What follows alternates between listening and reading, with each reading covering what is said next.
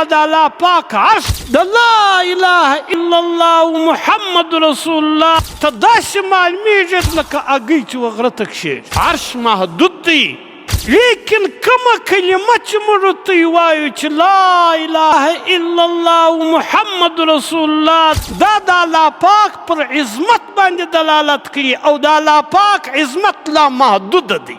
وایي په بغداد کې یو تاجر د واده کړی، د دې واده سره سات په یو بل ځای کې دویم واده وکړ. دغه اوله ښځه څخه نه وه په خبره، لیکن د بل ځای واده کړی و، په هفته کې به 2 واره هغه علاقې لره هم تلي. یو څو عمر بعد یې د اوله ښځه په دې خبره سوه چې دا زما خاوند دویم واده کړی او دی په هفته کې 2 واره ځي هلته.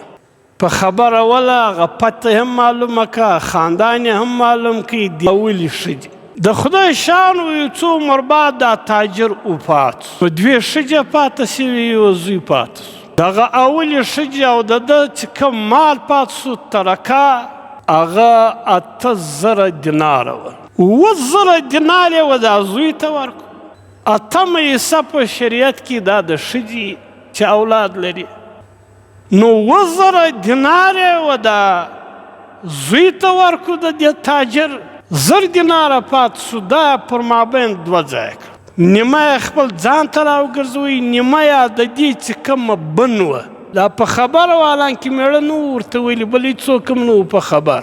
دا 1,000 دینار یې نیمه یې کړل، نیمه یې ځان ته راوګرځول، نیمه یې په یوه لفافه کې واچول، یو روکه یې ورسره ولیکله چې زما او ستا خاوند وفات سو او د ده په میراث کې 8,000 دیناره پاته سول او د ده له ما څخه یو زوی سته او هغه زوی ته ما 7,000 دیناره و هغه ته ورکړل، د هغه حصه سوله 1,000 دیناره پاته سول، دا 1,000 زما او ستا حق او حصه ده.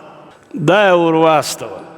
چې ور واستول هغې چې دا تیلی راواسته، دا روکه چې وکتله نو یې وویل چې انا لله و انا الیه راجعون. په دې خبره سوه چې زما خاوند وفات سوی دی، لیکن د دې خط پر چپه خوا یې ولیکل چې ستا ډېره مهرباني، ستا کور ودان. لیکن دغه خاوند تر دې مرګ یو څو ورځې مخکې و ما ته طلاق راکړي، لهذا دغه 1,000 دیناره کې زما اوس حصه نه جوړېږي، دا تمام کې تمام ستا حصه ګرځي. اوس د اوله بیبي په طلاق نه وه خبره، اوس د اوله بیبي چې و دې ته خپله حصه وراستی، دا څه شی پر مجبوره کوي؟ هغه ایمان پر مجبوره کړه.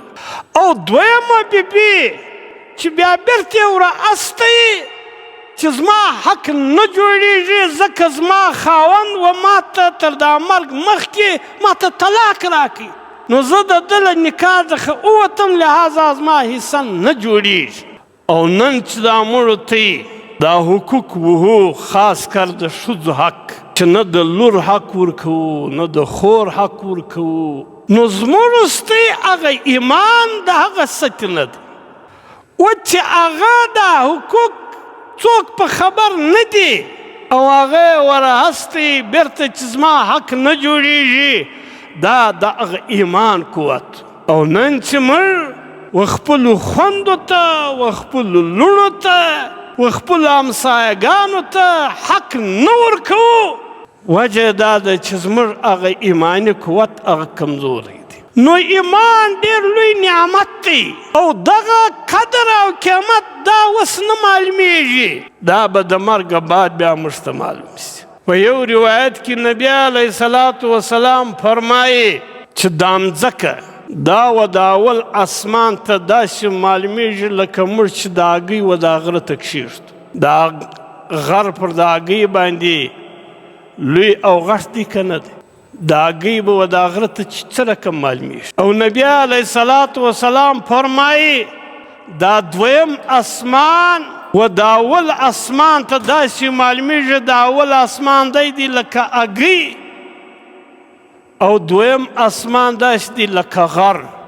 او نبی علیه الصلاة والسلام فرمایي دغه رقم د اسمانونه دا و کرسي ته داسې معلومیږي لکه هګۍ چې و غره ته کښېږدي، او دا کرسي وعرش ته داسې معلومیږي لکه اګۍ چې و غره ته کښېږدي.